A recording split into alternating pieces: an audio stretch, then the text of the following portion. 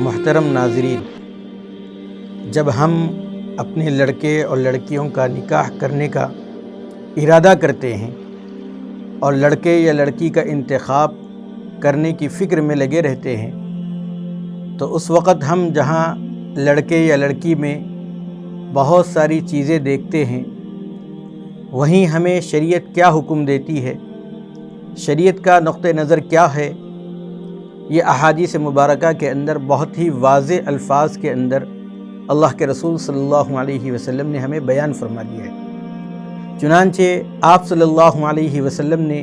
لڑکی والوں کو خطاب کر کے فرمایا کہ جب تمہارے پاس کوئی ایسا شخص پیغام نکاح بھیجے جس کے دین اور اخلاق سے تم راضی ہو، یعنی اس کے اخلاق اور اس کی دینداری تمہیں پسند ہو، تو ایسی صورت میں تم ان سے اپنی لڑکی کا نکاح کر دو۔ اگر ایسا نہیں کرو گے تو اللہ کے رسول صلی اللہ علیہ وسلم نے فرمایا تکن فی الارض فساد، کہ زمین میں اس کی وجہ سے فساد ہوگا۔ اور ایک جگہ پر اللہ کے رسول صلی اللہ علیہ وسلم نے فرمایا کہ اس کی وجہ سے زمین میں فتنہ ہوگا اور لمبا چوڑا فساد ہوگا۔ ایک موقع پر اللہ کے رسول صلی اللہ علیہ وسلم نے جب یہی بات ارشاد فرمائی تو صحابہ اکرام نے فرمایا کہ اگر لڑکے میں کچھ ہو، یعنی مالداری کے اعتبار سے وہ کم ہو یا حسن و جمال کے اعتبار سے اس کے اندر کمی ہو، تو اللہ کے رسول صلی اللہ علیہ وسلم نے پھر یہی جملہ 3 مرتبہ ارشاد فرمایا کہ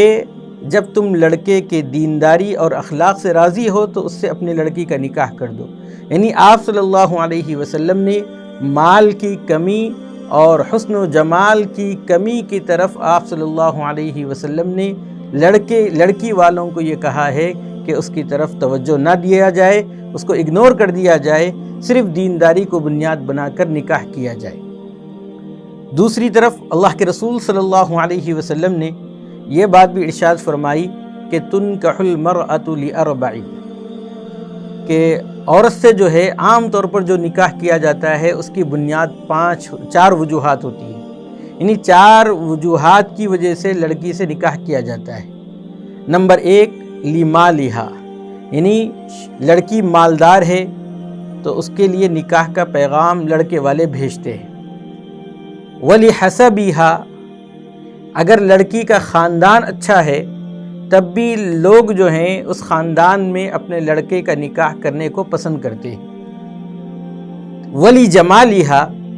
تیسری جو چیز اللہ کے رسول صلی اللہ علیہ وسلم نے فرمایا کہ لڑکی کے اندر خوبصورتی کو دیکھ کر بھی لوگ اپنے لڑکے کا نکاح وہاں پر بھیجتے ہیں، پیغام نکاح اس کے طرف، اس خاندان کی طرف بھیجا جاتا ہے۔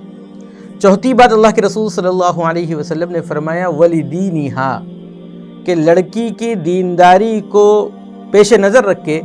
لوگ جو ہے پیغام نکاح بھیجتے ہیں۔ آگے اللہ کے رسول صلی اللہ علیہ وسلم نے فرمایا فظفر بذات الدین، یعنی دینداری کی وجہ سے وہ شخص کامیاب ہو گیا۔ اس کی شرح میں محدثین یہ فرماتے ہیں کہ اگر کسی لڑکے میں یا لڑکی میں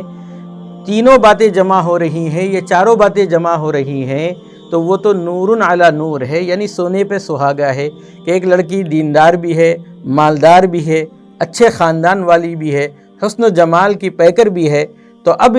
اس عورت کے پاس، اس لڑکی کے پاس پیغام نکاح بھیجنا یہ نور علی نور ہے۔ لیکن صرف مالداری کو ترجیح دی جائے یا صرف حسن و جمال کو ترجیح دی جائے یا صرف اچھے خاندان کو ترجیح دی جائے، شریعت ایسا نہیں چاہتی ہے، بلکہ شریعت یہ چاہتی ہے کہ دینداری کو ترجیح دی جائے۔ اور یہ سب چیزیں جو ہے عارضی ہے، مالداری یہ عارضی ہے،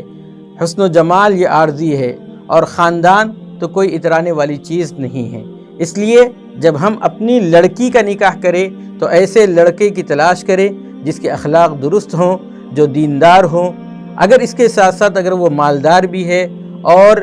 لڑکا جو ہے حسن و جمال کا پیکر بھی ہے اور دیکھنے میں اچھا بھی لگتا ہے تو اس کو ترجیح دینے میں کوئی حرج کی بات نہیں ہے۔ لیکن صرف